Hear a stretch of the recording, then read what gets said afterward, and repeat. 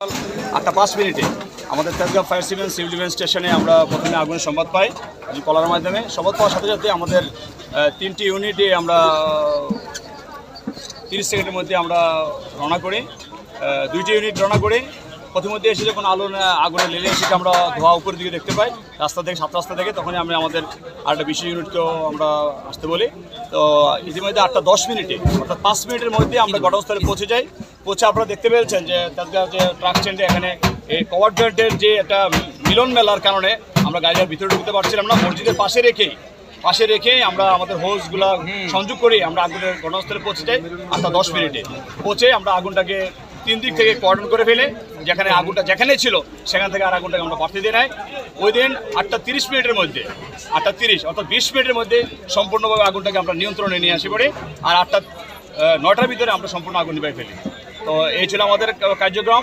তো এতে আমার মনে হয় না যে আগুন আমাদের দেরিতে নির্বাপন করেছি, কারণ আপনারা দেখেছেন এখানে প্রায় 200টি ছোট বড় সাইজের বিভিন্ন ওয়ার্কশপ আছে। তো 200টি ঘরের ভিতরে মানে 12টা ঘরের ভিতরে আগুনটাকে রেখে আমরা আগুনকে নির্বাপন করেছি।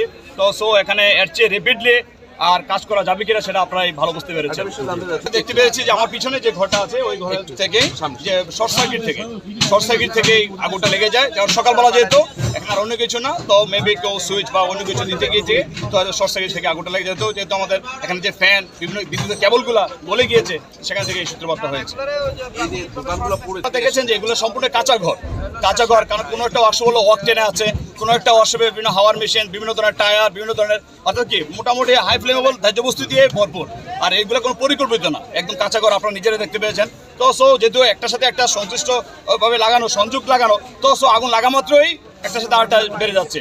তো আলহামদুলিল্লাহ যে আমরা ইতিমধ্যে 12টা ঘরের ভিতরে রেখে আমরা আগুনটাকে বাকি যে 200 ঘরকে আমরা সেভ করতে পেরেছি।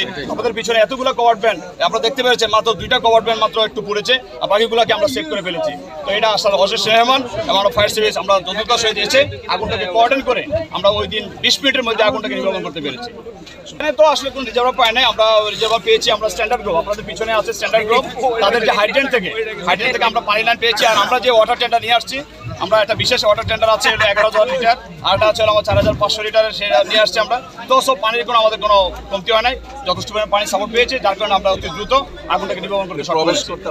হ্যাঁ, প্রবেশ হইতে যেটা আপনারা দেখেছেন, যেহেতু এটা একটা ট্রাক স্ট্যান্ড, এই ট্রাক স্ট্যান্ডগুলোতে এলোপাতারিভাবে তাদের ট্রাকগুলো ছিল, যেখানে আগুন লেগেছে এখানে আসার জন্য কোনো রাস্তা ছিল না, যার কারণে আমরা ওই মেন রাস্তায় গাড়ি রেখে আমরা ওই কভার ভ্যানের গাড়ির চিপা গলি দিয়ে আমরা হোস পাইপগুলো নিয়ে এসে আমরা সরাসরি ফায়ার ফাইটিংয়ে আমরা যুক্ত হয়েছি। আমি Nazimuddin Sarkar, senior station officer, Tejgaon fire service civil defence station. ধন্যবাদ সবাই।